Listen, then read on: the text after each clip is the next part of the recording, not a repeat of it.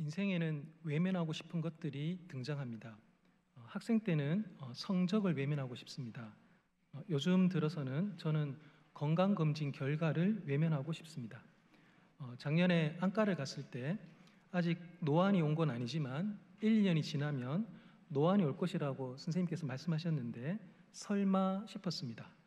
나는 노안이 안 올 거야 라고 저는 굳게 믿었습니다.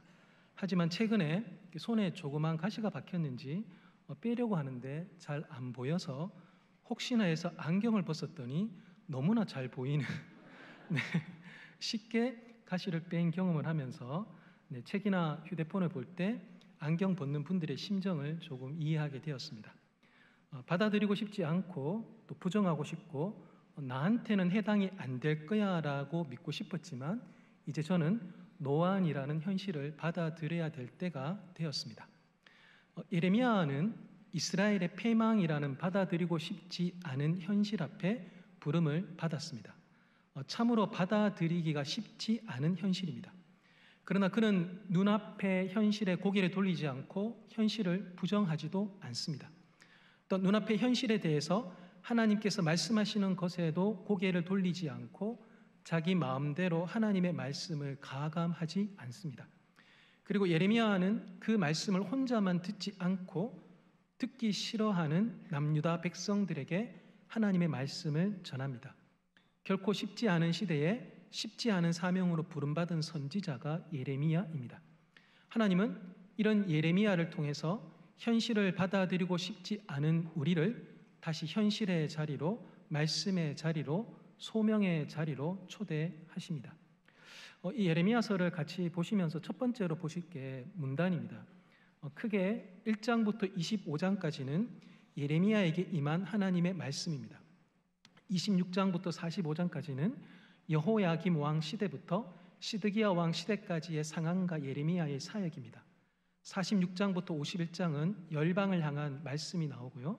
마지막 52장은 예루살렘의 멸망과 포로 잡혀가는 그 모습과 이후에 여호야긴 왕의 석방을 통하여서 새로운 소망으로 마무리를 하게 됩니다. 이번에 매일 성경은 7월, 8월호에 1장부터 25장까지 다루고요. 나머지 26장부터 52장까지는 딱 1년 뒤 내년 7월과 8월에 본문이 구성되어져 있습니다. 예레미야가 사역하고 있을 당시의 이스라엘의 상황입니다. 크게 이제 외부적인 상황과 내부적인 상황으로 좀 살펴보면요. 외부적인 상황은 연도표를 좀 참고하시면 좋겠습니다. 거기 있는 숫자는 기원전, 즉 이제 주전 연도인데요. 주전 626년에 바벨론이 건국이 됩니다. 그리고 622년에 요시야가 종교개혁을 단행을 합니다. 주전 612년에 거대 제국 아수르가 멸망하게 되고 주전 609년에는 무기토 전투를 통하여서 요시야 왕이 사망하는 당황스러운 일이 발생하게 됩니다. 주전 605년에는 갈그미스 전투를 통해서 새로운 강국인 바벨론이 승리하고 전통 강국인 애굽이 패배하면서 중동의 질서가 재편이 됩니다. 그 와중에 기원전 587년에 예루살렘이 멸망하고 성전이 파괴되어지는 사건이 일어납니다. 이 기간 동안에 예레미야는 요시야 왕 13년부터 여호아스, 여호야김, 여호야긴 그리고 시드기야 왕을 거치면서 대략 40년의 시간 동안 선지자로 사역을 하게 됩니다. 성도님들, 연도표를 통해서 알 수 있는 것은 무엇이냐면요, 예레미야가 사역하던 시기는 하나님의 경고가 경고로 끝나지 않았던 시기였다라는 것입니다. 하나님의 경고가 경고로 끝나지 아니하고 말씀하셨던 경고가 눈앞의 현실로 나타나는 시기, 그게 바로 예레미야 선지자가 사역하던 시기였습니다. 만연한 죄에 대해서 하나님은 심판하신다라고 말씀하셨는데 그 심판이 경고로 끝나지 아니하고 눈앞의 현실로 목도하는 그 시기, 그래서 죄가 얼마나 무섭게 우리에게 다가올 수 있는가, 그 열매로 그것을 보고 알고 경험하게끔 되어지는 시기가 바로 예레미야 선지자가 사역했던 시기입니다. 특별히 이제 예언서를 읽으시면서 또 묵상하시면서 힘들어하시는 것 중에 하나가 죄에 대해서 너무 많이 이야기하고 있다라는 그 내용 때문입니다. 어제 본문도 그렇고 오늘 본문도 그렇고 한 장 넘겨보니 내일 본문도 계속 죄에 대해서 이야기하다 보니 묵상을 피하게 되어지는 원인이 되기도 하더라라는 것이죠. 앞에 보시면 두 분의 얼굴이 나오는데요. 자, 왼쪽의 분은 되게 잘 아시는 분입니다. 바로 히틀러입니다. 히틀러는요, 집권한 기간이 1933년부터 1945년까지로 대략 한 12년 정도 독일에서 정권을 잡았습니다. 그런데 지금 오른쪽에 보시는 분은 지금의 총리, 바로 그 앞에 총리였던 메르켈이라는 총리입니다. 이 총리는 2005년부터 2011년까지 총리로 있었는데요, 16년 동안 집권했던 사람입니다. 히틀러의 집권 기간은 12년이고요, 메르켈의 집권 기간은 16년입니다. 히틀러가 집권한 기간은 이후에 독일의 리더들과 비교를 해봐도 그렇게 긴 기간이 아닙니다. 더욱이 그 앞에 수천 년간 펼쳐졌던 독일의 장관 역사와 비교한다면 히틀러가 통치했던 그 나치 시대는 굉장히 작은, 또한 짧은 시기입니다. 그렇지만요, 독일은 학교 역사 시간의 절반을 그 12년 남짓밖에 되어지지 않는 히틀러의 시대, 나치 시대에 할애합니다. 그 왜 그러냐니까요, 우리가 이렇게 잘못했고 인류에게 이런 재앙을 몰고 왔고 정말이지 다시는 우리가 이런 비극을 경험하기를 원치 않는다라는 것을 학생들에게 가르치는 것이죠. 히틀러가 통치한 물리적인 시간에 비례하여서 역사의 그 분량을 조절하는 것이 아니라 그가 끼친 영향력과 파급력에 비례하여 가르치는 것입니다. 죄도 마찬가지입니다. 좀 그만 이야기하지 싶지만 그 죄가 개인과 가정과 국가와 한 시대에 끼치는 그 영향력과 파급력의 엄청남을 우리가 잊지 않는다면 성경이 죄에 대해서 거듭거듭 반복하는 것은 충분히 이해할 만하다라고 볼 수 있겠지요. 두 번째는 내부적인 상황인데요. 내부적인 상황에 대해서 제가 이제 하나하나 이제 말씀을 드릴 텐데요. 그 전에 그 7월 8월로 청소년 매일 성경 표지가 있습니다. 앞에 보시면 이제 띄워 주실 텐데요. 이번에 7월 8월로 청소년 매일 성경의 표지입니다. 제가 이 표지 보고 나서 제가 너무 감탄했습니다. 성서유니온 직원이지만 성서유니온 그 표지 디자인에 대해서 제가 감탄하여 제가 이 디자인 그 담당하시는 그 본부에 계시는 간사님께 전화드렸습니다. 아니 어떻게 이 아이디어, 이 그림을 그리겠다라고 생각하시게 됐습니까? 여쭤봤더니 이 청소년 매일 성경에 관여하시는 목사님들하고 편집 디자인하시는 분들이 같이 예레미야서 공부를 하시고 예레미야서의 전반적인 흐름에 대해서 이야기하시는 중에 이 아이디어가 떠올랐다라고 말씀하시는 것을 제가 들었습니다. 지금 보시면 이 청소년 매일 성경 표지는 한 남자가 싱크대 앞에 서 있습니다. 우리 남자 성도님들 자주 경험하시는, 또 자주 서시는 위치이시지요? 네, 끄덕여 주시면 됩니다. 네. 그래서 이 산더미처럼 쌓여 있는 설거지, 집안일 산더미라고 표현하지 않습니까? 산더미처럼 쌓여져 있는 그 설거지거리 앞에 서 있는 한 남자. 네. 유다 백성들이 지금 어떤 상태에 있는지, 그 유다 백성들 앞에 부름받은 이 예레미야가 해야 될 설거지가 만만치 않다라는 것을 잘 보여주는, 그런데 그 앞에 있는 창문을 통해서 빛이 들어오고 있기에 소망 가운데 결국 이 일이 매듭지어지겠다라는 것들을 기대해 볼 수 있게끔 만듭니다.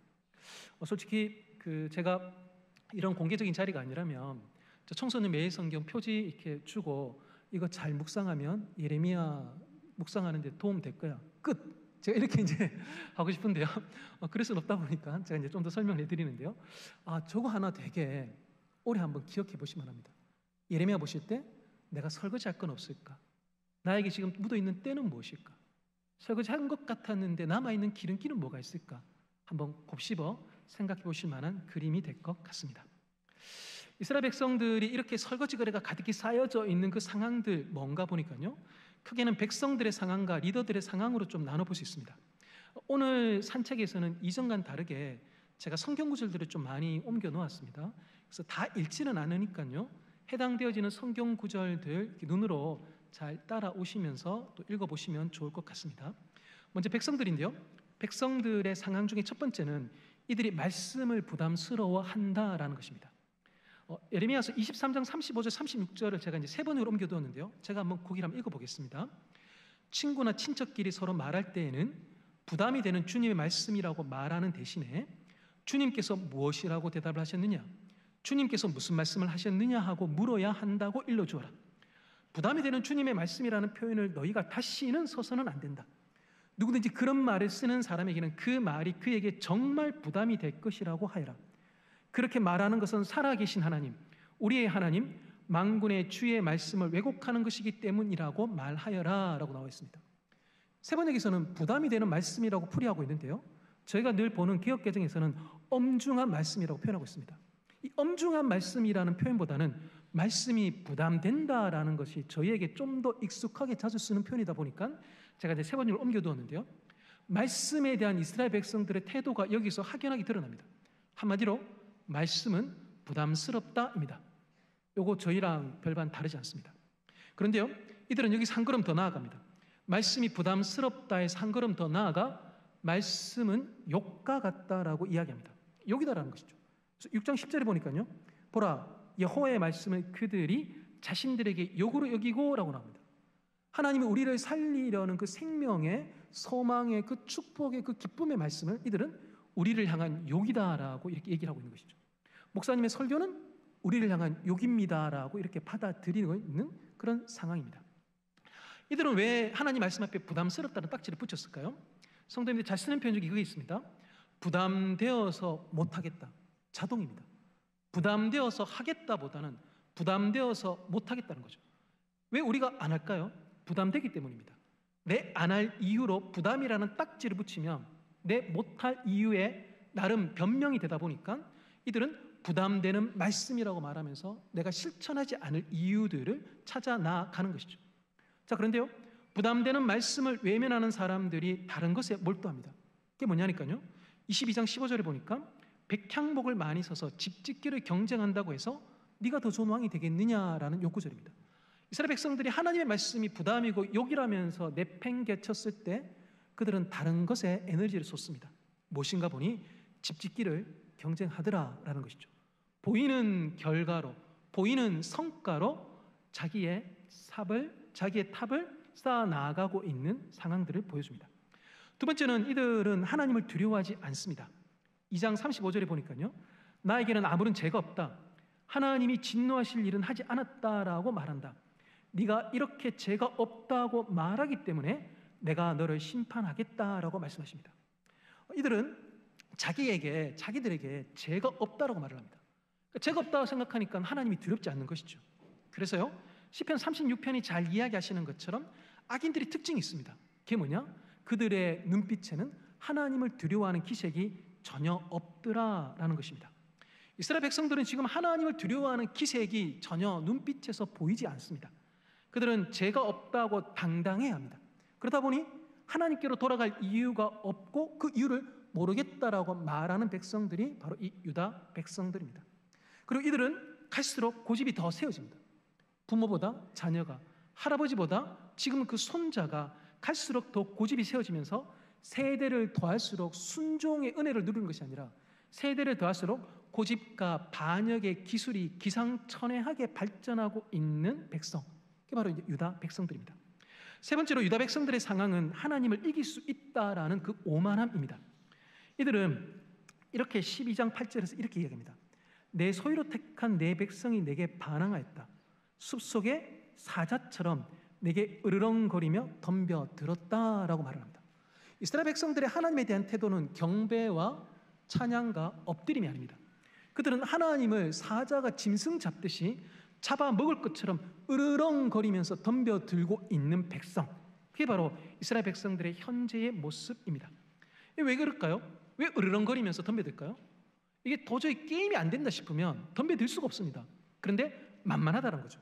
내 한번 싸워서 이겨볼 수 있겠다는 죄송합니다. 그 겁대가리를 그 겁을 상실하는 아나무인, 눈에 아무것도 보이지 않는 그 실태, 그게 바로 이스라엘 백성들의 상황입니다. 감히 하나님을 길들이겠다라고 덤벼들며 내가 하나님을 통제할 수 있다라고 생각하고 있는 그 영적인 수준, 그게 이스라엘 백성들의 상황인 것이죠. 자, 네 번째로 이들은 이렇게 행동하는 이유가 뭔가 보니까요, 다른 믿는 구석이 있더라라는 것이죠. 7장 18절에 보니까요, 자식들은 나무를 주워옵니다. 아버지들은 그 주온 나무에다 불을 피웁니다. 뭘 하나 봤더니요, 그 어머니들은 가루를 반죽하면서 하늘의 여왕을 위해서 과자를 만듭니다. 이 하늘 여왕은요, 그 44장 17절과 18절에 보면 이들이 복을 받고 재난을 피하게 해준다라는 가나안의 우상이다라고 소개를 하는 것을 보면요, 그들은 이 우상을 섬기는 일에 지금 이제 열과성을 다하고 있는 것이죠. 이렇게 우상을 섬기는 일이 어쩔 수 없어서 문화기 때문에 내 옆에 있는 동네의 사람들이 하니까이 아니라 그들을 사랑함으로 이 일을 하고 있음에 대해서 2장 25절은 분명하게 말하고 있습니다. 핑계대고 변명됐을지 모르겠지만 하나님 보시기에 그들이 그 우상을 쫓아간 이유는 다름 아닙니다. 그것을 사랑하고 있기 때문인 것입니다. 이들은 우상을 사랑합니다. 이들은 연애의 대상, 사랑의 대상을 갈아치운 겁니다. 심하게 말하면 이스라엘은 지금 하나님 앞에서 불륜을 행하고 있는 상태인 것이죠. 지도자들의 상황입니다. 백성들이 이러면 지도자들만이라도 중심을 잡으면 좋은데 그들의 상태 또한 좋지가 않습니다. 두 가지를 살펴볼 텐데요. 첫 번째는 이들의 오만함인데 그들은 법 위에 있다라고 생각합니다.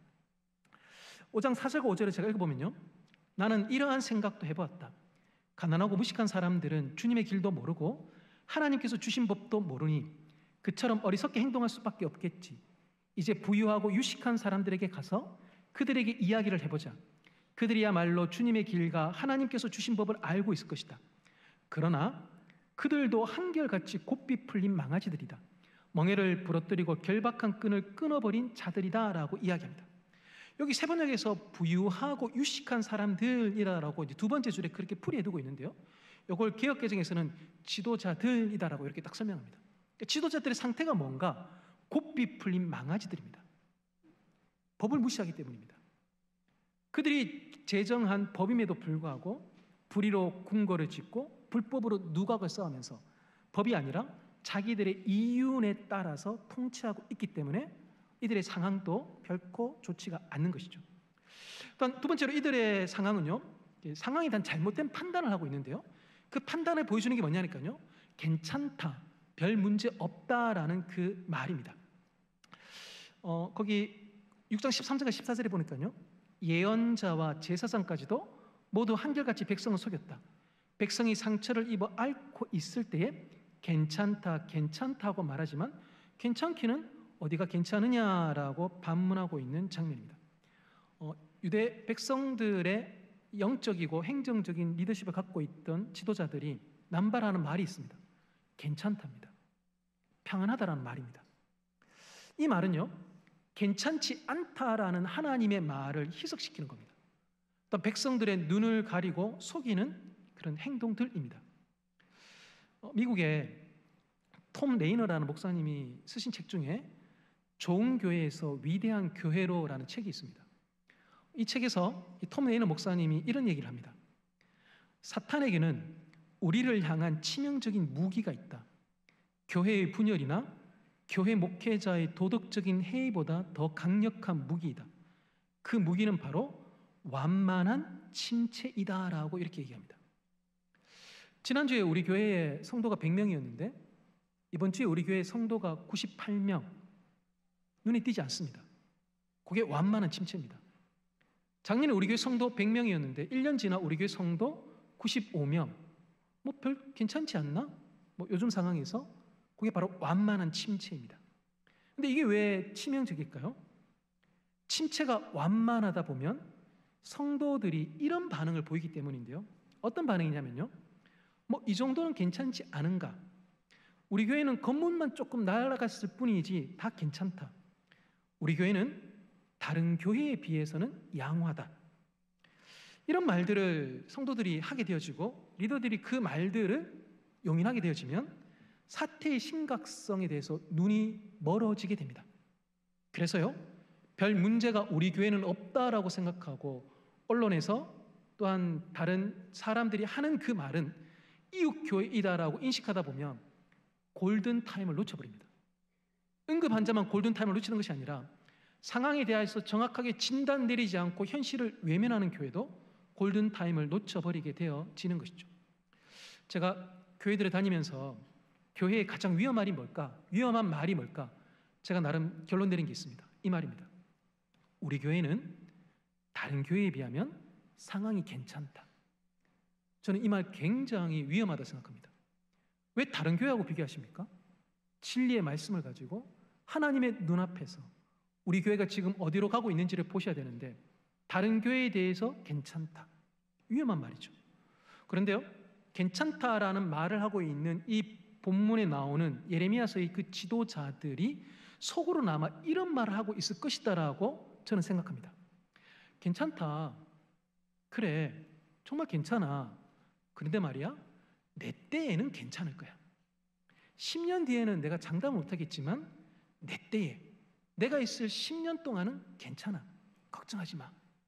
이게 지도자들이 괜찮다라고 말하고 난 뒤에 속에서 덧붙이고 있는 말들인 거죠. 본인들도 불안한 거죠. 10년은 괜찮을 것 같은데 내 있을 때 괜찮으니까 괜찮지 않은가 라면서 현실에 대해서 오도하면서 오판하고 있는 모습을 보여줍니다. 백성과 지도자들의 모습을 통해서 우리는 남유다의 영적 기상도가 매우 흐리다라는 것을 알게 됩니다. 이런 백성들을 보시면서 하나님은 반응하십니다. 그 하나님의 반응의 세 가지를 볼 텐데요. 첫 번째는 무엇이냐면 그 백성들의 민낯을 드러내십니다. 하나님은 그들의 민낯을 드러내십니다. 그리하여 그들이 깨끗하게 설거지되어져 있는 그릇이 아니라 며칠째 쌓여져 기름띠가 더덕더덕 붙어 있는 뜨거운 물에 세제 풀어서 빡빡 닦여져야 될 그릇이다라는 것을 보게끔 하십니다. 이들의 실체를 보여주고 있는 것이 두 가지가 있는데요. 첫 번째는 뭐냐니까 논에 세운 헛수아비를 그들이 섬기고 있더라라는 것입니다. 이들이 섬기고 있는 우상에 대해서 10장 5절에서 이렇게 얘기합니다. 그 우상들은 논에 세운 헛수아비와 같아서 말을 하지 못한다. 걸어 다닐 수도 없으니 늘 누가 메고 다녀야 한다. 그것들은 사람에게 재앙을 내릴 수도 없고 복도 내릴 수가 없으니 너희는 그것들을 두려워하지 말아라 라고 말씀하시는데요. 이들이 섬기고 있는 우상의 실체가 뭔가? 논에 세워둔 헛수아비에 불과하다는 것입니다. 요즘은 누가 헛수아비 겁냅니까? 새들도 이젠 헛수아비 겁내지 않습니다. 아무리 겉이 사람과 비슷하다 하더라도 스스로 움직일 수 없어 메고 다녀야 되는 자기 자신조차 건사하지 못하는 그 신 앞에 운명과 인생을 거는 어리석은 백성들, 그 논에 세운 헛수아비보다도 못한 존재, 이게 이스라엘 백성들의 실체다라고 하나님께서 말씀하시는 대목인 것입니다. 또 하나, 그들은 피조물보다도 못합니다. 8장 7절에 보니까요, 하늘을 나는 학도 제철을 알고 비둘기와 제비와 두루미도 저마다 돌아올 때를 지키는데 내 백성은 주의 법규를 알지 못한다라고 나와 있습니다. 철새들은요, 봄에 갔다가 가을에 돌아옵니다. 또 봄에 갔던 것들은 가을에 또한 돌아오고 가을에 갔던 것들은 또 봄에 돌아옵니다. 철새들은 자기가 돌아올 때를 정확하게 합니다. 새들이요, 자기 집으로 저녁이 되면 다 돌아갑니다. 그런데 하나님의 백성들은 돌아올 줄을 모른다는 거죠. 철새보다도, 그리고 그렇게 따라다니는 그 새보다도 못한 존재, 그게 바로 이스라엘 백성들의 상태다라고 말씀하시는 것이죠. 5장 22절 23절에 보면요, 이들은 피조물보다 못한 존재됨을 또 하나 보여주는데요. 5장 22절과 23절에요, 나는 모래로 바다의 경계선을 만들어 놓고 바다가 넘어설 수 없는 영원한 경계선을 그어 놓았다. 비록 바닷물이 출렁거려도 그 경계선을 없애지 못하고 아무리 큰 파도가 몰아도 그 경계선을 넘어설 수 없다. 그렇지 않습니까? 성도님들, 파도가 쳐도 바다에 그 넘어설 수 없는 그 경계선이 있습니다. 그 파도가 아무리 거세도 저희 대구까지 파도가 오질 않습니다. 명확합니다. 하나님이 경계선을 그어 두셨기 때문입니다. 바다는요, 고대시대 때 반역과 혼돈의 세력이 거하는 곳이었습니다. 사람들에게 굉장히 두려운, 통제되지 않는 존재로 인식되는 것이 바다였습니다. 그런데 그런 바다에서 치는 파도조차도 정해진 경계선을 넘어서지 않은데도 불구하고 유다 백성들은 정해져 있는 경계선, 하나님의 법을 마구잡이로 넘어서더라라는 것이죠. 파도가 대구까지 절대 오지 않습니다. 근데 이스라엘 백성들은 파도가 대구가 아니라 대전까지, 저 지리산 꼭대기까지도 파도가 갈 수 있다는 것을 보여주는 존재가 바로 이스라엘 백성들인 것이죠. 하나님의 최고의 피조물은 인간인데, 그런데요, 인간이요, 하나님의 최고의 피조물인 것이 맞지만 하나님과 멀어지면 새보다도, 참새보다도, 바다에 치는 그 파도보다도 못한 존재로 전락할 수밖에 없는 것, 그게 바로 인간의 실존인 것이죠. 하나님 이들에게 보시는 반응 두 번째는 뭐냐면요, 지치셨다라는 겁니다. 설득하기도 지치셨다라고 말씀하십니다. 나는 이제 너를 불쌍히 여기기도 지쳤다라고 15장 6절에서 말씀하십니다. 여러분, 지쳤다라는 말 언제 하시는지 잘 아시지 않습니까? 헤어지기 전 단계의 경고 신호가 우리 관계에 지쳤어 라는 말이지 않습니까? 지쳤다라는 말, 이젠 내가 여기서 마음이 떠났다는 겁니다. 나는 마음이 떠났고, 그리고 이제 남은 것은 우리가 헤어지는 것밖에 없다라는 그 마음의 속내를 드러내는 표현, 그게 바로 지쳤다라는 이 말인 것이죠. 하나님이 지금 속내를 드러내고 계시는 것입니다. 자, 그런 다음 하나님께서 보이시는 반응의 세 번째는 무엇이냐니까요, 그들을 공격하십니다. 그들을 공격하십니다. 하나님은 이스라엘의 보호자이신데, 근데 지금은 이스라엘의 대적자가 되십니다. 그래서 북방의 군대 바벨론을 끌고 오셔서는 북방의 군대를 통하여 남유다를 징계하십니다. 근데 하나님께서 이렇게 북방의 군대를 끌고 와서 남유다를 징계하는 것도 너무 큰 충격인데, 그 군대를 지휘하고 있는 지휘관이 바로 하나님이다라고 성경은 말하고 있습니다. 거기 21장 13절에 보니까요, 이스라엘 백성들은 천하태평입니다. 누가 우리를 습격하며 우리 숨은 데까지 누가 쳐들어오겠느냐라고 자신만만하지만요, 이제 내가 너희를 치겠다라면서 주님이 말씀하고 계십니다. 아니, 하나님은 내 죄와 허물을 숨기고 가리고 용서하는 분이지 않는가? 그런데 왜 내 민낯을 드러내시느냐? 아니, 하나님은 전능하신 분이라고 말씀하지 않았는가? 그런데 고작 나의 죄 때문에 찢으신다고? 그래서 나랑 결별하실 생각을 갖고 계신다고? 아니, 하나님은 우리를 보호하시는 분이시지 않는가? 그런데 우리를 공격하신다고? 또 그 공격에 대한 작전을 짜신다고? 아니, 그 일에 앞장서셔서 지휘하신다고? 굉장히 낯설은 하나님의 모습입니다. 예레미야서를 읽다 보면 저희가 만나는 하나님 어떤 하나님인가? 바로 이런 하나님입니다. 낯설은 하나님이십니다. 너무너무 낯섭니다. 그런데요, 낯설다고 해서 하나님의 그런 모습을 부인하거나 외면해서는 안 됩니다. 낯선 하나님의 모습을 받아들이지 않고 익숙한 하나님의 모습만 받아들이는 치사 선택을 저희가 하는 경우가 있습니다. 성도님들 기억하십시오. 말씀을 치사 선택하면 하나님께 치사 선택 당합니다. 치사 선택하면 치사 선택 당하게 되어져 있습니다. 그래서 예언서를 잘 묵상하는 방법은 치사 선택하지 않는 것입니다. 낯설다고 고개 돌리지 않고 외면하지 않고 그 말씀 그대로, 그 낯선 그대로를 받아들이는 것, 이게 예언서를 묵상할 때 저희가 취할 굉장히 중요한 자세입니다. 어느 시인이 시에서 이런 얘기를 했습니다. 끝났다. 끝났다. 이거 이제 다 끝났다는 거지 않습니까? The end입니다. 더 이상 없다라는 겁니다. 인생이 끝났네, 끝났네. 절망이라는 겁니다. 소망을 발견할 수 없다라는 것입니다. 그런데요, 그 시인은 끝났다라는 것은 끝에서 난다는 것이다라고 그렇게 풀이합니다. 끝났다. 끝에서 났다. 제가 보다가 그 시집에 줄을 쫙 긋습니다. 이런 게 이제 시인들의 특별한 능력인 것이죠. 성도님들, 끝났다. 근데 그 단어에서 저희가 끝에서 난다라는 새로운 의미를 발견해내는 것처럼 외면하고 싶은, 치사 선택하고 싶은 그 본문 앞에서 고개를 돌리지 않고, 이 하나님 너무 낯선데 이걸 어떻게 해석하고 어떻게 내 삶에 적용할 수 있단 말이냐 해서 고개를 돌리지 않고 그것을 가만히 바라볼 때 하나님께서 끝에서 나게 하겠다라는 그 놀라운 발견을 그 시인이 하는 것처럼 우리로 하여금 우리 일생에 하나님을 만난 그 말씀이 예레미야서입니다라고 말하게끔 하실 은혜를 주실 것이다 라는 것이죠. 성도님들, 시편 기자가 119편에서 그런 말을 합니다. 내 눈을 열어서 주의 율법에서 놀라운 것을 보게 하소서라고 얘기합니다. 성도님들, 예레미야서 말씀도 하나님의 말씀입니다. 생명의 말씀이고 진리의 말씀이고 우리의 영혼의 어두움에 빛을 비춰줄 그 빛 대신 말씀입니다.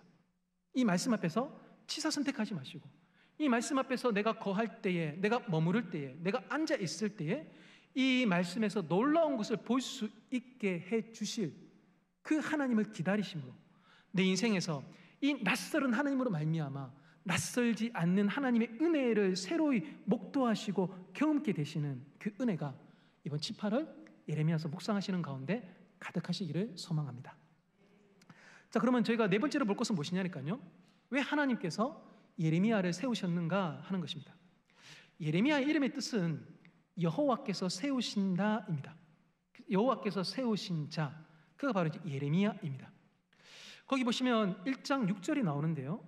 내가 이르되 슬프도소이다 주 여호와여라는 그 구절 1장 6절이 거기 옮겨져 있습니다. 예레미야가 역사의 무대에 등장하면서 던진 첫 번째 말이 바로 이 말입니다. 슬프다인 것입니다. 슬프다. 역사의 무대에 등장하면서 던진 첫 번째 말 슬프다라는 이 말처럼 예레미야 선지자는 온갖 슬픔과 고통을 겪게 됩니다. 그 모습 몇 가지를 살펴볼 텐데요. 첫 번째, 잘 아시는 것처럼 그는 눈물의 선지자입니다. 9장 1절에서 내가 낮이나 밤이나 울 수 있도록 누가 나의 머리를 물로 채워주고 나의 두 눈을 눈물샘이 되게 하여 주면 좋겠다라고 이야기합니다. 에가에서는요, 딸 내 백성의 파멸로 말미암아 내 눈에는 눈물이 시내처럼 흐른다라고 예레미야 선지자가 탄식하고 있습니다. 눈에서 눈물이 많을 날이 없는 사람, 그가 바로 예레미야입니다. 그 사람의 은사가 우는 것인가 싶을 정도로 눈물이 마르지 않는 선지자, 바로 그가 예레미야입니다. 옥하는 목사님께서 제자 훈련하실 때 첫 번째 하시는 강의가 강인론으로 되게 유명한데요. 예레미야가 제자 훈련을 한다면 아마 그가 첫 번째로 할 강의의 제목은 눈물론일 것입니다. 전국 곳곳에 기쁨의 교회가 어느 곳에 가든 있습니다. 그런데요, 예레미야가 만일 교회를 세운다면 그 교회 이름을 눈물의 교회라고 지을 것 같습니다. 그런데 이 예레미야는 이 슬픔으로 말미암아 눈에서 눈물만 흘러나오는 것이 아니라 온 몸으로 고통을 실제로 겪습니다. 통증을 느낍니다. 4장 19절에 보니까요, 아이고 배야, 창자가 뒤틀려서 견딜 수가 없구나. 아이고 가슴이야, 심장이 몹시 뛰어서 잠자코 있을 수가 없구나라고 말하면서 자기가 온몸으로 겪고 있는 그 고통에 대해서 표현을 합니다. 그뿐만 아니라 예레미야는 자신이 전하는 메시지 때문에 감금을 당합니다. 근데 왜 주변 사람들이 예레미야 선지자를 감금했을까요? 그들은 이런 생각을 했기 때문입니다. 예레미야를 감옥에 가둔다면 하나님의 말씀도 감금될 것이다 라는 얄팍한 계산을 했기 때문인 것입니다. 그런데 이들의 이 예레미야를 향한 그 협박은 가두는 것에 그치지 아니하고 살해 위협에까지 이르게 됩니다. 그래서 예레미야는 감금 당할 뿐만 아니라 살해의 위협까지 받습니다.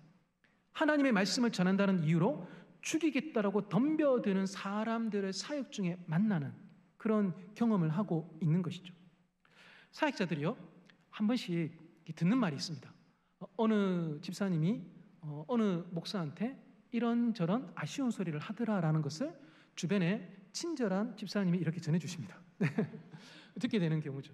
그래서 사실인지 아닌지는 모르겠지만 나에 대한 부정적인 피드백 한마디가 하루 이틀뿐만 아니라 어떨 땐 일주일, 심할 때는 한 달 동안 내 영혼 속에 각인되어 하나님 앞에 올곧게 서지 못하게끔 만들어줄 때가 꽤 있습니다. 사람이 굉장히 약합니다. 비방하는 말 한마디 때문에 힘들어 죽겠는 것이 사람인데요, 근데 누가 칼 들고 나 죽이겠다고 덤벼들면 그 충격은 이루 말할 수 없을 것이다 라는 것입니다. 마지막으로 예레미야 선지자가 받는 고통은 무엇이냐니까요, 비상한 요청을 받는다라는 것입니다. 그는 결혼을 금지받았습니다. 그래서 아들과 딸을 낳을 수 없습니다. 또 하나, 초상집에 가지 말라라는 말씀을 들었습니다. 그리고요, 잔치집에 가서 축하도 할 수 없다라고 말씀을 듣게 됩니다. 결혼하고 위로하고 잔치하는 일상의 삶을 하나님은 예레미야에게 금지시키십니다. 왜 그렇습니까?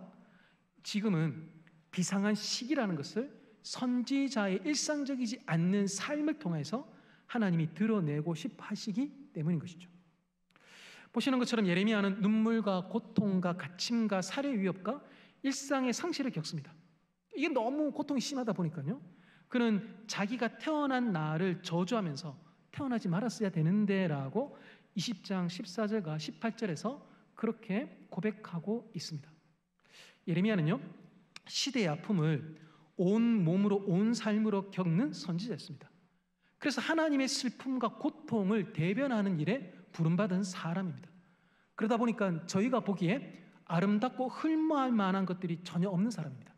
그래서요, 십자가를 진 한 선지자, 그가 바로 예레미야인 셈인 것입니다.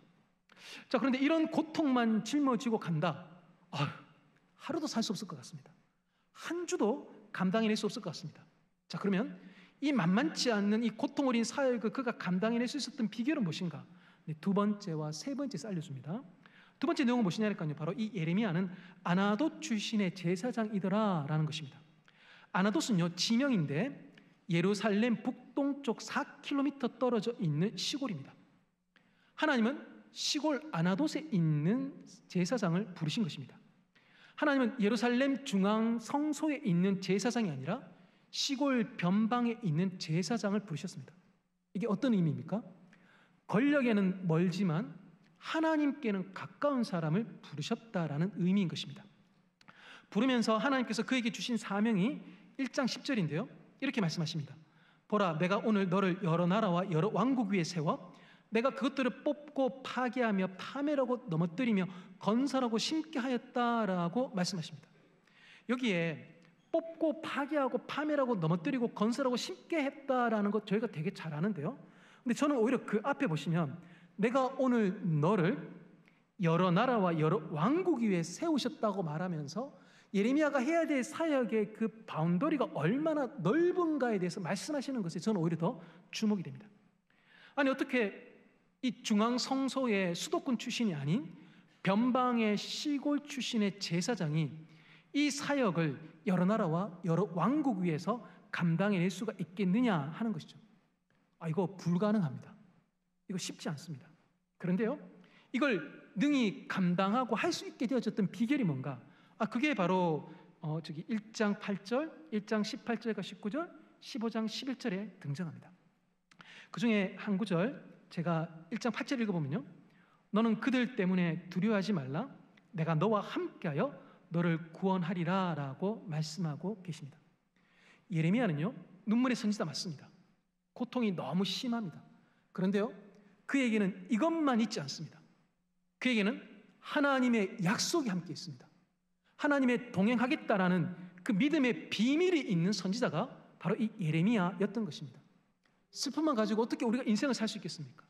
그럼에도 불구하고 내 마음과 내 영혼 깊은 곳 속에 하나님이 분명하게 들려주셨고, 어떤 잊을만 하면, 낙심될만 하면 예레미야서 곳곳에서 내가 너와 함께 한다라고 말씀하시면서 주시는 그 약속의 말씀 때문에 그는 일어날 수 있었고 능히 감당할 수 있었고, 어느 구절을 봐도 단 한 번의 기적조차 나오지 않는 막막한 그 현실의 삶 속에서 사역자로 사역하고 있음에도 불구하고 도망가지 아니하고 포기하지 아니하고 지치지 아니하고 외면하지 아니하고 그 자리를 굳건히 지켜낼 수 있었던 비결이 있다면 하나님이 그와 함께 하시겠다는 그 약속의 말씀 때문에 그가 살아갈 수 있었더라라는 것입니다.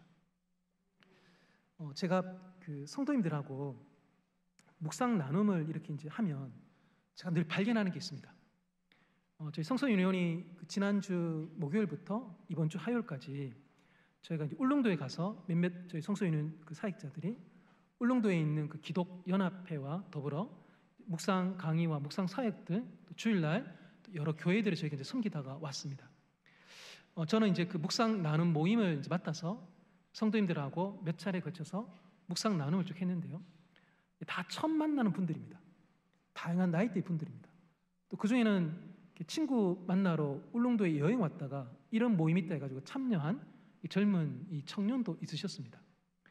처음 만나는 분들이고 낯설고 저한테도 어색한 울릉도라는 곳에서 삶을 살고 계시는 분들인데, 제가 그분들하고 한 번, 두 번, 세 번 이렇게 나눈 모임을 하면서 제가 안 게 있습니다. 울릉도는 낯선 곳이 아닙니다. 울릉도는 특별한 곳이 아닙니다. 특별한 사람들이 사는 곳이 울릉도가 아닙니다. 하나님의 사람들이 하나님의 말씀을 기다리면서 그 주신 약속의 말씀을 가지고 그 만만치 않은 그 척박한 땅에서 오늘도 복음의 빛을 들고 하나님의 사람들이 살아가고 있는 동네, 그게 바로 울릉도라라는 것들을 알게 되었습니다. 성도님들, 저희는 슬픔만 갖고 사는 존재들이 아닙니다. 저희는 약속을 갖고 사는 존재들입니다. 그 한 줄기에 그 한 단어, 그 한 절의 그 말씀 가지고 오늘도 울릉도에서 버티며 섬기며 포기하지 않는 그 목사님들처럼 우리도 여전히 그 한절 그 하나님의 말씀의 약속 때문에, 남편 때문에, 시어른 때문에, 자식들 때문에, 그놈의 그 왼수 같은 돈 때문에, 나의 건강의 문제도 불구하고 여전히 굴하지 아니하고 하나님의 백성으로 살아갈 수 있는 힘이 그곳에서부터 주어지더라라는 것이죠. 예레미야도 바로 그런 사람이었습니다.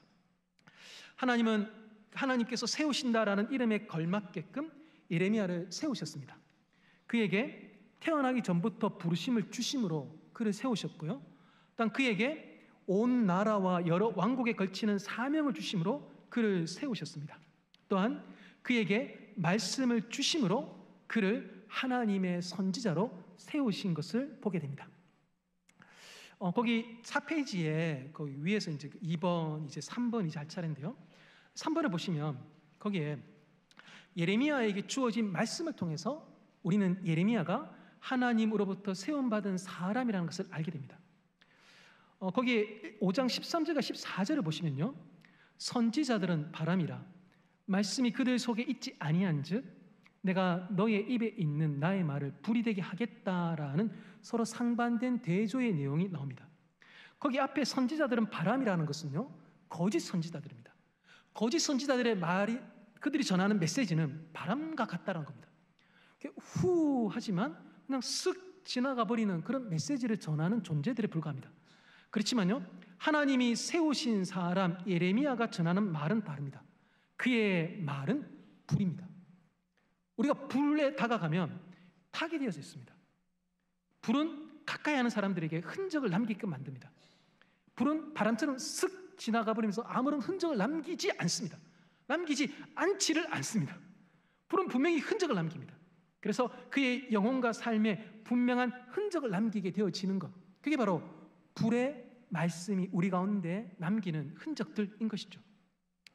이렇게 말씀 때문에 세움받았던 사람이지만요, 말씀 때문에 칭찬이 아니라 고난을 받습니다. 안으로도 고난을 받고 밖으로도 고난을 받으면서 그 말씀 때문에 세움받았지만 그 말씀 때문에 고난받으면서 여전히 약속의 말씀 붙잡고 살아가는 사람, 그가 바로 예레미야인 것이죠. 아니연이라는 시인이 있습니다.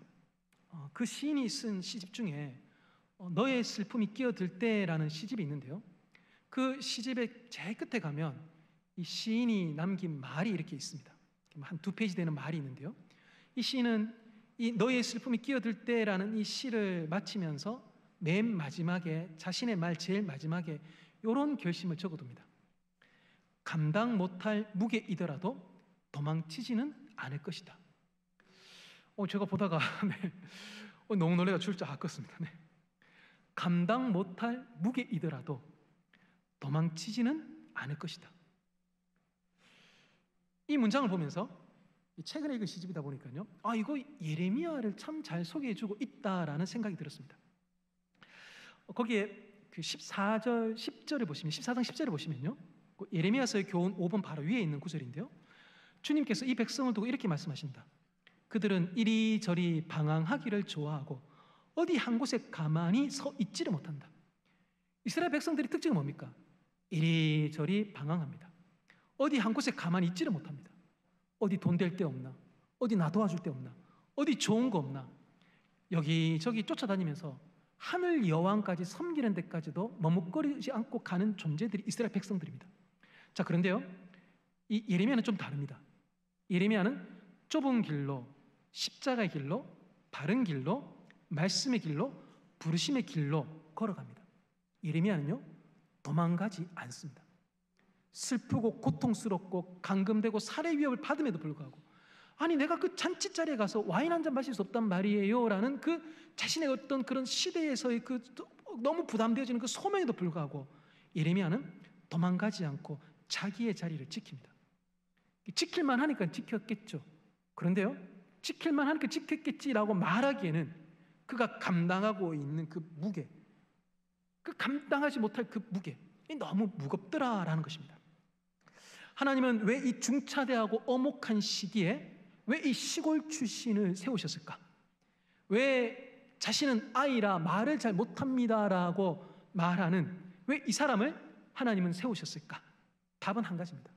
도망가지 않기 때문입니다. 도망가지 않고 부름받은 자리에 내 목에 칼이 들어오더라도, 내가 슬퍼 우는 일밖에 없다 하더라도, 내가 어디 잔치자리에 가고 어디 내가 장례식에 한 번 못 가서 저 근본 없는 놈이라고 내가 얘기를 듣더라도 내 이 부름받은 자리에서 도망가지 않겠다라는 그 처음의 결단이 끝까지 꺼지지 않는 사람, 그 사람이 바로 예레미야이기 때문인 것이죠. 성도님들은 어떤 분들이십니까? 14장 10절에서 말씀하시는 것처럼 이리저리 방황하며 어디 한 곳에 가만히 서 있지를 못하시는 분들이십니까?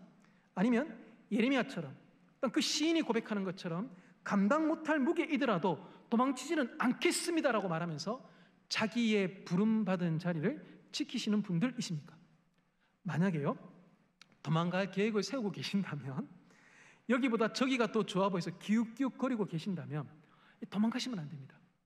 하나님께서 분명하게 가라라고 말씀하시기 전에는 절대로 지금의 나의 자리를 뜨시면 안 됩니다. 예레미야를 묵상하시면서요, 우리가 배워야 될 것이 바로 이것입니다.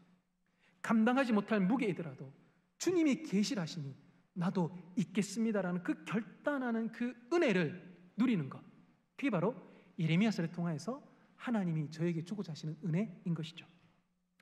마지막으로 예레미야서가 주는 교훈 몇 가지를 살펴보도록 하겠습니다. 4가지인데요. 첫 번째는 예레미야서를 묵상하시면서 나의 기가 막힌 것은 아닌가를 점검해 보셔야 됩니다. 거기 5장 21절에 보니까요, 어리석고 지각이 없으며 눈이 있어도 보지 못하며 귀가 있어도 듣지 못하는 백성이여 이를 들을지어다 라고 말씀하시고, 그 밑에 22장 21절에 보니까요, 너는 어릴 때부터 이런 버릇이 있었는데 언제나 나의 말을 듣지 않았다. 네, 하나님의 말씀을 듣지 않는 버릇을 어릴 때부터 가졌던 백성, 그게 하나님께서 이스라엘을 지금 진단하시는 내용이신 것이죠. 성도님들, 말씀이 들리십니까? 만약 말씀이 들리지 않고 아무 문제 없다, 괜찮다라는 소리만 들리고 계시지는 않습니까? 무한정 질주하면서 계속 속력을 높이고 브레이크 밟아본 적이 아주 오래되었음에도 불구하고 경고 신호를 듣지 않고 계시지는 않느냐 하는 것이죠. 멈추셔야 됩니다. 그런데요, 멈추되 급히 멈추셔야 됩니다. 브레이크 살살 밟을 것이 아니라 급제동을 하셔야 됩니다.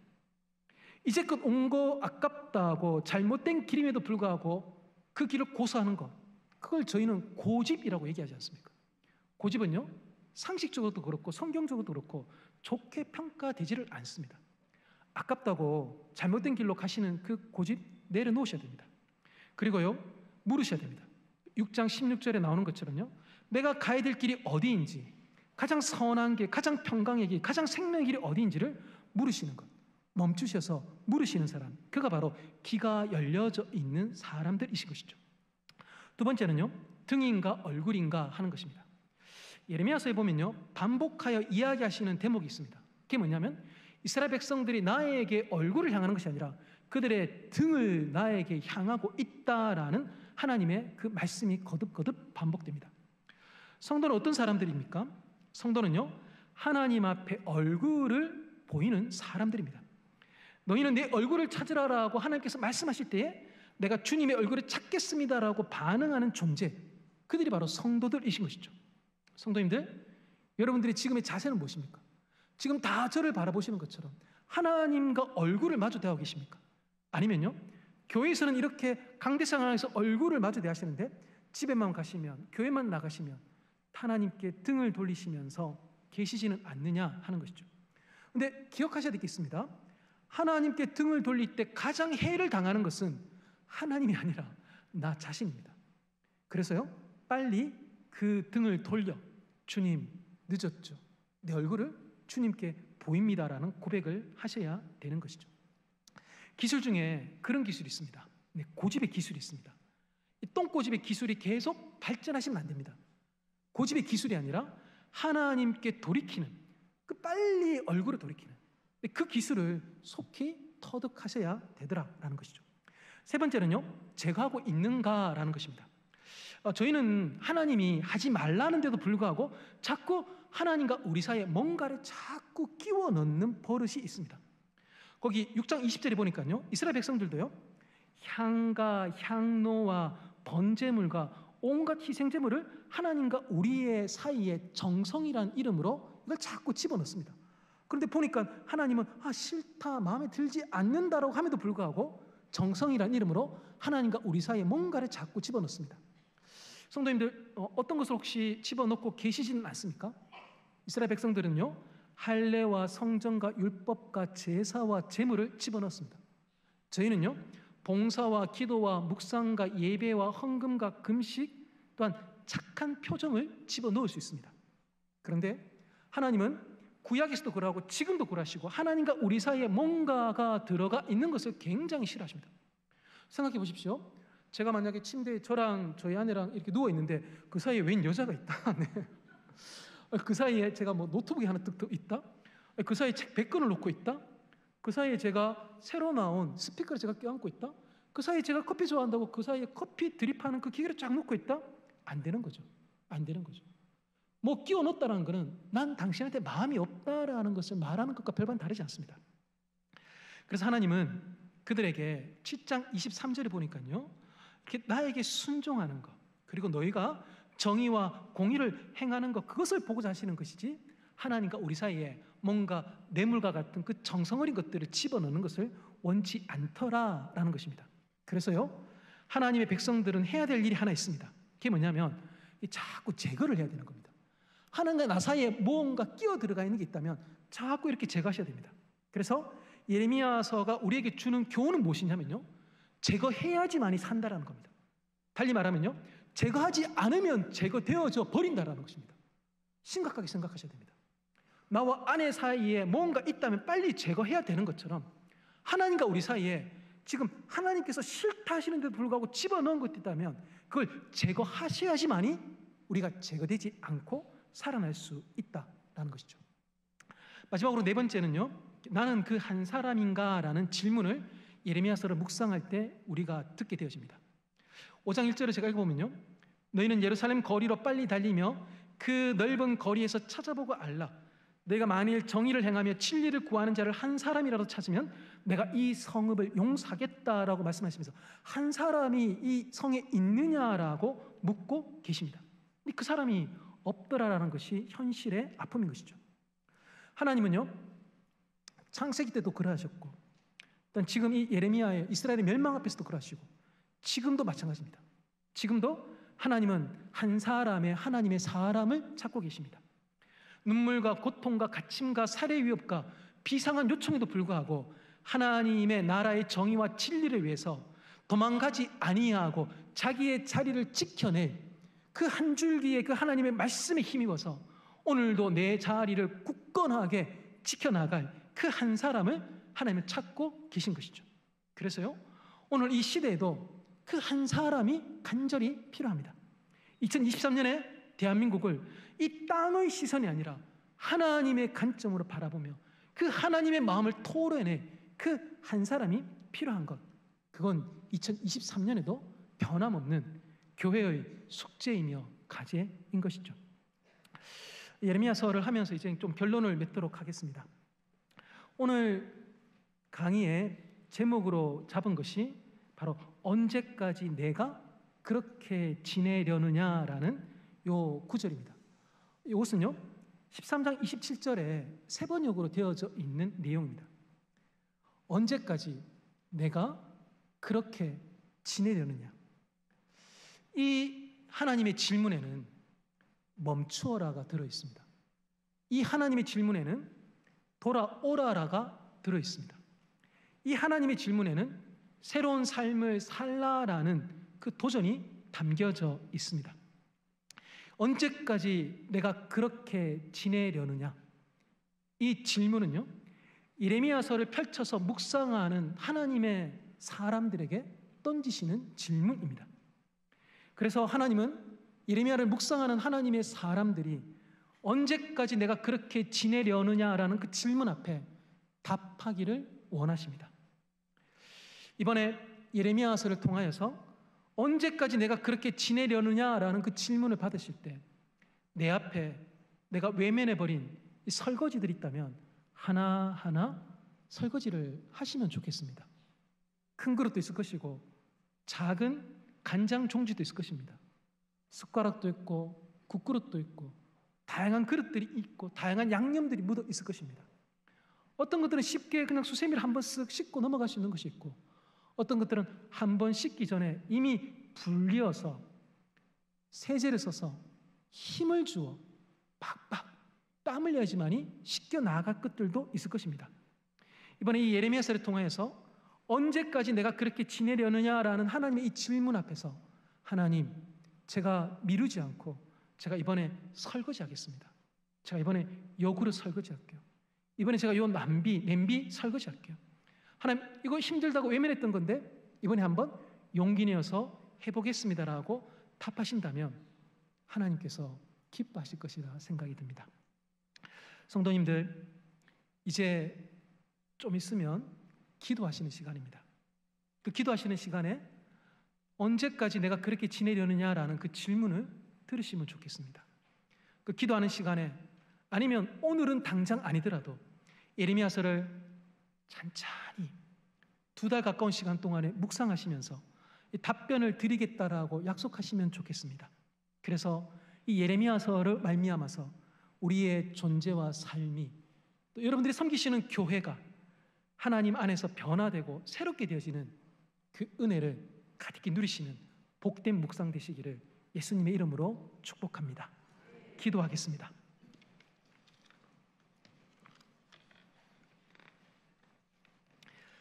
언제까지 내가 그렇게 지내려느냐라고 저희에게 물으십니다.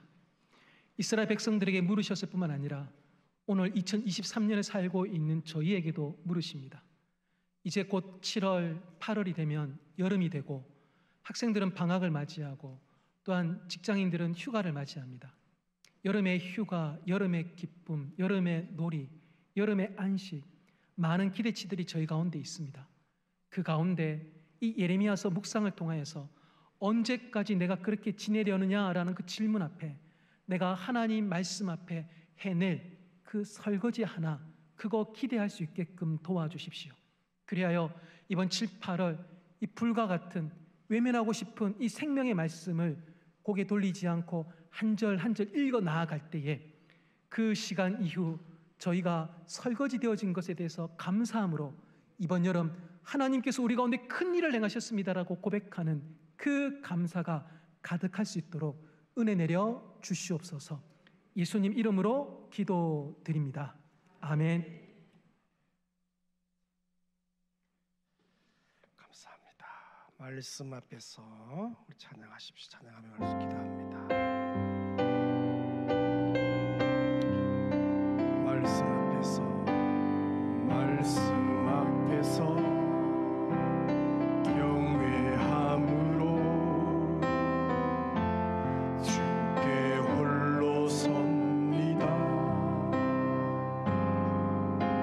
생명의 말씀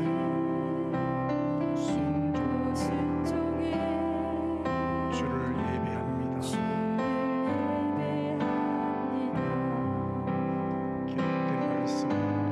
기록된 말씀 힘이 있어서 진리로 우리 거룩해 하며 거룩한 말씀 세세 영원히 복음이 되어 말씀하시네. 하나님 말씀에 두려워 떠는 자, 그 말씀에 생명을 거는 자, 한 사람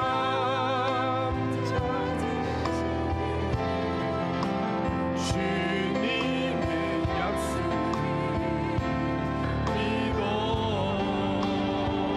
하나님 말씀을 거는 자 순종하며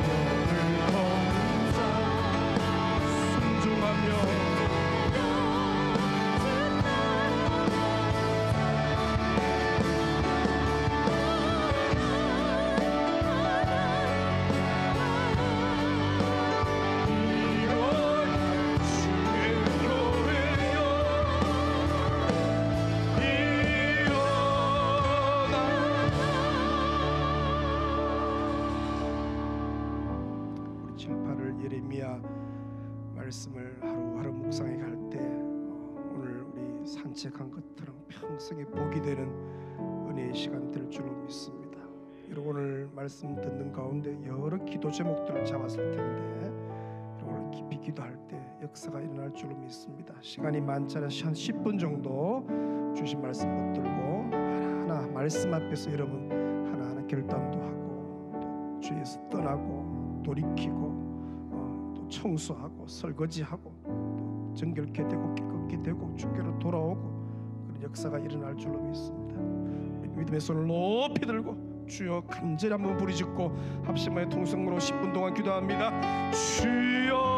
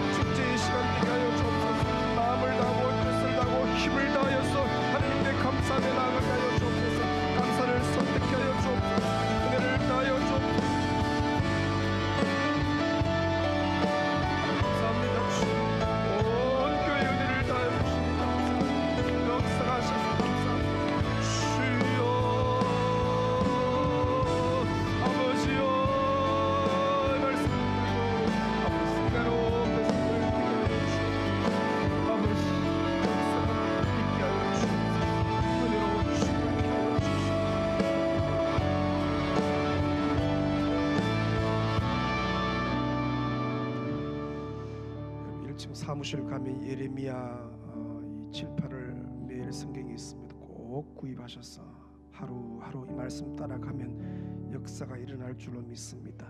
삶이 개혁되어지고 죄가 토해지고 가던 길 멈추고 주께로 돌아오고 말씀 앞에서 내 삶을 개혁하는 7월 8월 은혜의 달 될 줄로 믿습니다.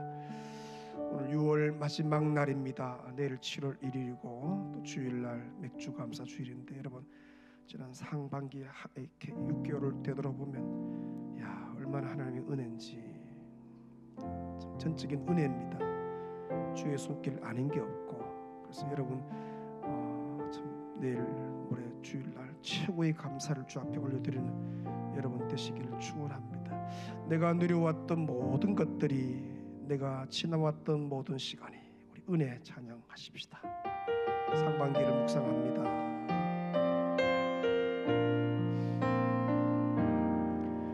내가 누려왔던 모든 것들이 지나왔던 모든 시간이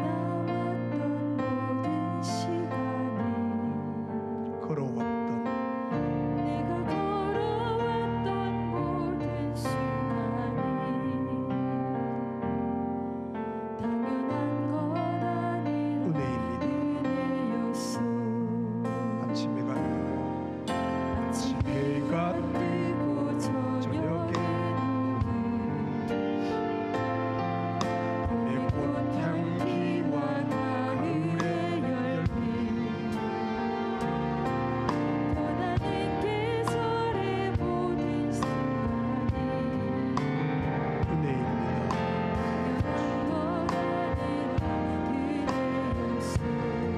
모든 것이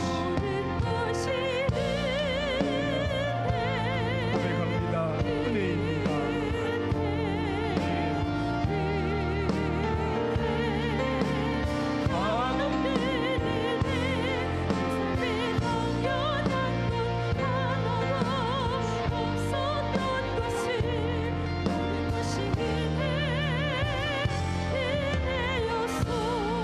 내가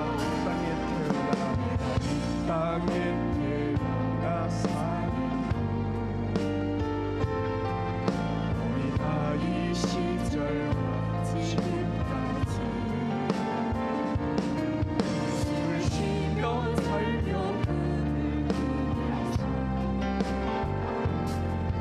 당연한 것 내가 하나님의 자녀로서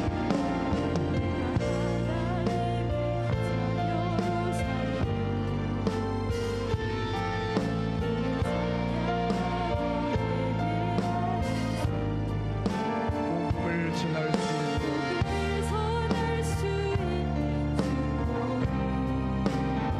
은혜입니다. 믿음의 손을 온으로 찬양하십시오. 모든 것이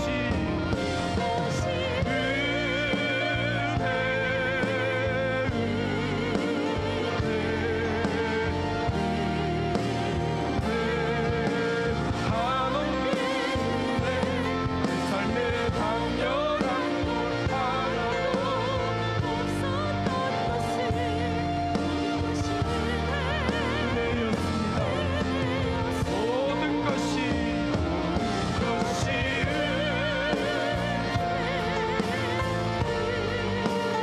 은혜였습니다.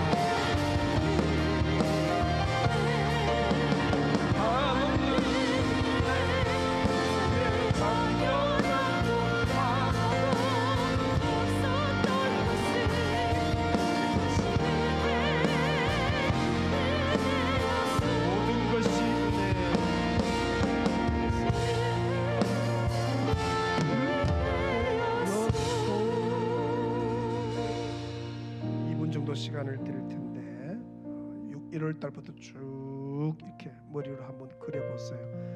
감사한 게 얼마나 많은지 감사를 검색하면 주님께서 은혜 주실 줄로 믿습니다. 그래서 여러분 가슴에 감사가 가득한 도저히 감사가 나오지 않는 환경에 있는 사람도 있을 거예요. 그러나 믿음 있는 사람은 그걸 해석하는 능력이 있습니다. 하나님은 실수하지 않으시고 여러분 인내하십시오. 지금 그 자리 버티고 있기가 너무 힘드신 분, 당장 떠나고 싶은 분 아닙니다. 오늘 말씀처럼 부르신 그곳에서 인내하고, 왜? 하나님을 신뢰하기 때문에. 그분은 실수하지 않으시니까, 이거 부르신 곳에서 주님이 일하시니까. 그리고 묵상, 이 사람은 묵상 기도하며 나아갑니다. 침묵 기도입니다.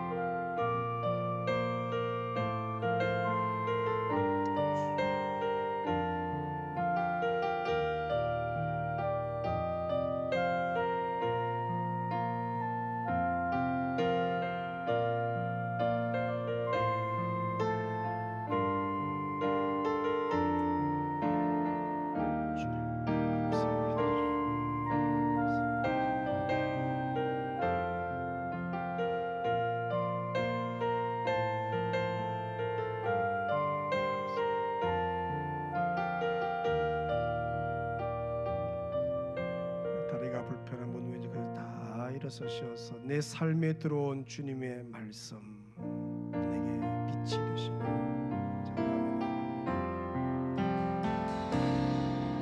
내 삶에 들어온 주님의 말씀이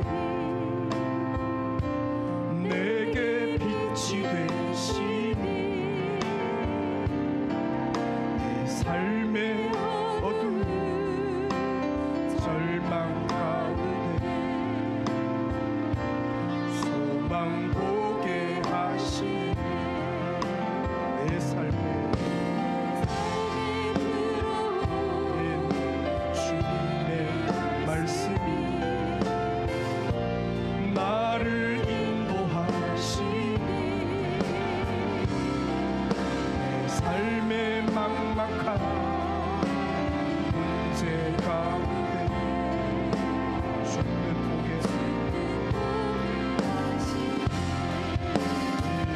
말씀이 내게 역사하니 말씀이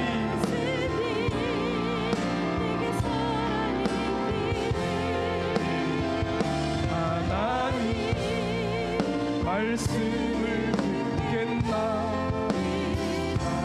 주님의 음성을 소리 높여 찬양하십니다. 내 삶에 들어온 주의 말씀 내 삶에 들어온 주님의 말씀 내게 빛이 되시니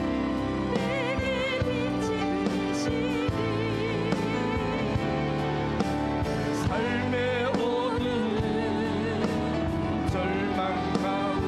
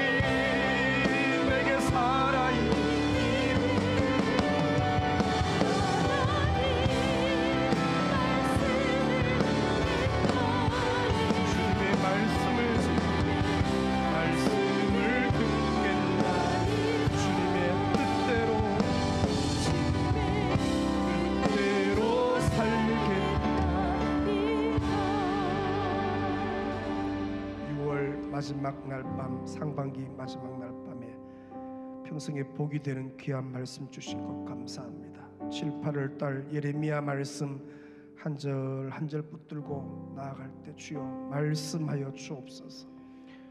진리형 성경에서 이 말씀을 한 절 한 절 우리에게 가르쳐 주셔서 내게 하시는 그 말씀 앞에 반응하며 아버지 주께로 돌아오고 삶을 기억하고 청소하고 정리하고 깨끗게 하고 성결케 하고 거룩게 하고 예수 품으로 돌아오는 역사 있게 하여 주옵소서.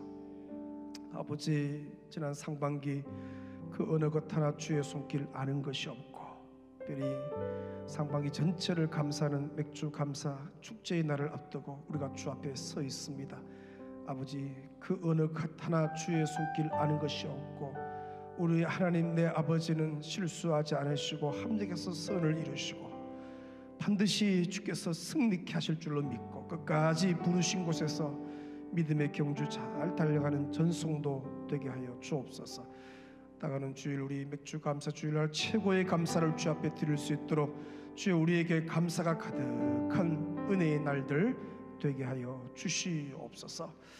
아버지 우리에게 귀한 여름 주시니 감사합니다. 이 여름 동안에 우리가 하나님을 더 깊이 경험하고 만날 줄로 믿습니다. 특별히 우리 자녀들 다음 세대 청년들이 우리 주님을 인격적으로 만나고 말씀 앞에서 그 말씀 붙들고 승리하는 은혜의 여름 성경학교 수련회 캠프 모든 일정들 될 줄로 믿는데 은혜를 다하여 주옵소서.